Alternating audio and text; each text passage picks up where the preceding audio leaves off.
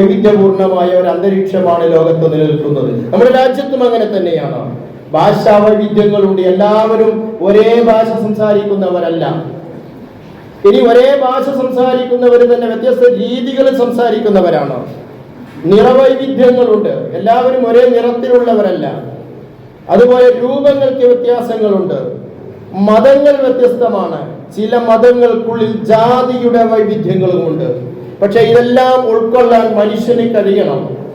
ഇതെല്ലാം ഉൾക്കൊള്ളാൻ കഴിയാത്തതാണ് നമ്മുടെ നാട്ടില് വർഗീയതയും വിദ്വേഷവും ഉണ്ടാകുന്നത് എന്ന് നമുക്കറിയാം. മുസ്ലിങ്ങളുടെ ഭാഗത്തു നിന്ന് അത്തരം ഒരു ആലോചന പോലും ഉണ്ടാകാൻ പാടില്ല എന്നതാണ് സൂചിപ്പിക്കുന്നത്.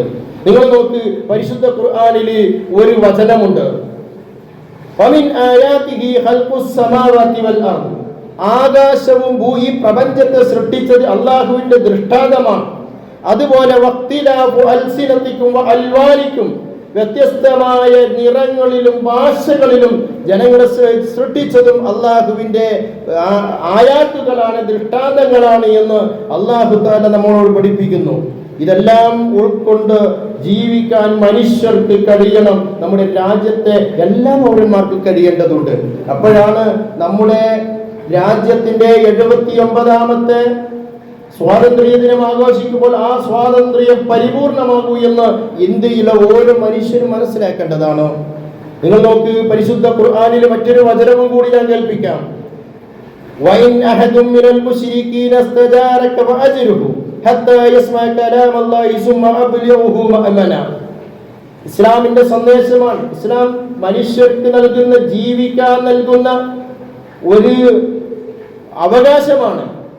മനുഷ്യർക്ക് ലോകത്ത് ജീവിക്കാനുള്ള അവകാശം നൽകണമെന്നതിന്റെ ഒരു വ്യക്തമായ ഒരു സന്ദേശമാണ് ഖുർആൻ നൽകുന്നത്. ഒരു മുസ്ലിം അല്ലാത്തൊരു മനുഷ്യൻ, ഒരു മുശ്രിക്കായ ഒരു മനുഷ്യൻ, ഒരു മുസ്ലിമായ ഒരു മനുഷ്യന്റെ അടുക്കല് അഭയം തേടി വരുന്നു. തന്നെ ആക്രമിക്കാൻ വരുന്നത്, അല്ലെങ്കിൽ തന്നെ കൊല ചെയ്യാൻ വരുന്നത് തന്നെ പോലെയുള്ളൊരു മുശ്രിക്കായിരിക്കാം, അല്ലെങ്കിൽ സംരക്ഷണം നൽകുന്ന ഒരു മുസ്ലിമിനെ പോലെയുള്ള മുസ്ലിങ്ങളായിരിക്കാം. വരുന്ന അഭയം തേടി വരുന്നത് മുശ്രിക്കായ ഒരു മനുഷ്യനാണെങ്കിൽ അവൻ എന്റെ മതക്കാരനല്ലല്ലോ എന്ന് അവിടെ ചിന്തിക്കാൻ പാടില്ല. അല്ലെങ്കിൽ എന്റെ മതത്തിലുള്ളവരാണല്ലോ അവരെ ആക്രമിക്കാൻ വരുന്നത്, ഞാൻ എന്തിനു സംരക്ഷിക്കണം എന്ന് ആലോചിക്കാനേ പാടില്ല. പരിശുദ്ധ ഖുർആൻ പറയുന്നു, ഫഅജ്റുഹു, അവനിക്ക് നീ സംരക്ഷണം കൊടുക്കണം. സംരക്ഷണം കൊടുക്കണമെന്ന് മാത്രമല്ല, സുമ്മ ബിലഉഹു മഅമന, അവനെ നീ ഒരു സുരക്ഷിതമായ സ്ഥലത്ത് വരെ എത്തിച്ചു കൊടുക്കണം. അവന്റെ ശത്രുക്കളുടെ കയ്യിൽ നിന്ന്, അവനെ ആക്രമിക്കാൻ വരുന്ന അക്രമികളുടെ കയ്യിൽ നിന്ന് സുരക്ഷിതനാക്കിക്കൊണ്ട് ഒരു സുരക്ഷിതമായ സ്ഥലത്ത് വരെ അവനെ നീ എത്തിച്ചു കൊടുക്കണമെന്ന് മുസ്ലിങ്ങളോടാണ് അല്ലാഹു തആല പറയുന്നത്. ഇത് ലോകത്തിന്റെ മാതൃകയാണ്. ഇതാണ് ലോകത്ത് നിലനിൽക്കേണ്ടത്. ആരുടെയും വിശ്വാസം, ആരെയും ഒരു വിശ്വാസങ്ങൾ അടിച്ചേൽപ്പിക്കാൻ പാടില്ല എന്നത് ലോകത്തിന്റെ തത്വമാണ്. ആർക്കും ഏത് വിശ്വാസവും അനുസരിച്ച് ജീവിക്കാം. അത് അവൻ്റെതായ സ്വാതന്ത്ര്യമാണ്. പക്ഷേ യഥാർത്ഥ വിശ്വാസികളാണെങ്കിലേ സ്വർഗത്തിൽ കടക്കുമെന്നുള്ള സന്ദേശം നമുക്ക് പറയേണ്ടി വരും. അത് പറയുകയും ചെയ്യണം. എന്നാൽ ഒരാളെയും അടിച്ചേൽപ്പിക്കാൻ പാടില്ല.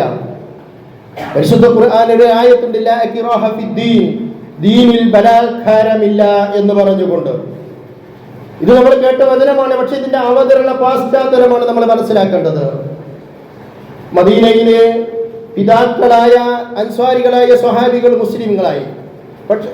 പക്ഷേ തങ്ങളുടെ മക്കൾ പലരും ജൂതന്മാരാണ്.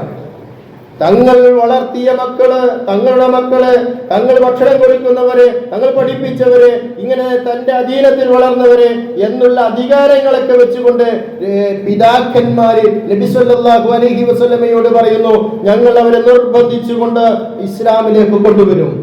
ഇത് പറഞ്ഞപ്പോ റസൂലുള്ളാഹി സ്വല്ലല്ലാഹു അലൈഹി വസല്ലമയോട് അല്ലാഹ് പറയാണ്, അങ്ങനെ ഒരു ബലാത്കാരമായിട്ട് ഇസ്ലാമിലേക്ക് കൊണ്ടുവരുന്നത് വേണ്ട. അങ്ങനെയൊന്നും ഇസ്ലാമില്ല എന്ന്. ഏത് മതക്കാർക്കും ഏതാൾക്കും ഏത് മതങ്ങളും അനുസരിച്ച് ജീവിക്കാനുള്ള സ്വാതന്ത്ര്യം പടച്ചവൻ കൊടുക്കുന്നുണ്ട്, നമ്മുടെ രാജ്യം കൊടുക്കുന്നുണ്ട്. അത് നിലനിൽക്കേണ്ടതുണ്ട്. ഏത് മതമാണെങ്കിലും ശരി, മനുഷ്യർക്കിടയിൽ നിലനിൽക്കേണ്ട ധർമ്മങ്ങള് അത് മനുഷ്യർക്ക് ലഭിക്കണം, അത് നിലനിൽക്കണം. അതാണ് ഇസ്ലാം മുന്നോട്ട് വെക്കുന്ന ആശയം, നമ്മുടെ രാജ്യവും മുന്നോട്ട് വെക്കുന്ന ആശയം അത് തന്നെയാണ്. സത്യവും നീതിയും ധർമ്മവും മനുഷ്യന്റെ പൊതു സ്വത്താണല്ലോ. അതിൽ ആരും കൈകടത്താൻ പാടില്ല. പക്ഷെ ഭരണകർത്താക്കൾ വരെ കൈകടത്തുമ്പോൾ നമ്മുടെ രാജ്യത്തിന്റെ അഖണ്ഡത നഷ്ടപ്പെട്ടു പോകുന്നു എന്നുള്ളൊരു സത്യമാണോ? അതിൽ വർഗീയത നാടിന്റെ സ്വൈര ജീവിതം നഷ്ടപ്പെടുത്തുമെന്ന് എല്ലാവരും തിരിച്ചറിയേണ്ടതല്ലേ? നിങ്ങൾ ആലോചിച്ചു നോക്ക്. അൻസാരിയായ ഒരു